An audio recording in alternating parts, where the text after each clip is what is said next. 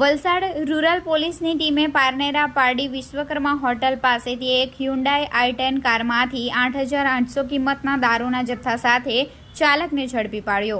તારીખ 24 સપ્ટેમ્બર મંગળવારના રોજ 5 કલાકની પોલીસ મથકેથી મળતી માહિતી મુજબ રૂરલ પોલીસની ટીમ પોલીસ મથક હદ વિસ્તારમાં પેટ્રોલિંગ કરી રહી હતી, જે દરમિયાન ખાનગી રાહે બાતમી મળી હતી કે એક સિલ્વર કલરની Hyundai i10 car number GJ15CF4955 માં દારૂ ભરી એક ઇસમ સુરત તરફ જવાનો છે।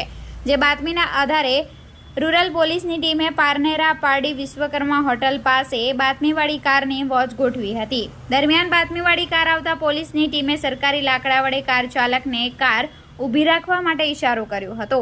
કાર ચાલકે ઊભી રાખતા પોલીસની ટીમે ચાલકને નીચે ઉતારી કારમાં તપાસ કરતા કુલ 126 નંગ વિદેશી દારૂ મળી આવ્યો હતો।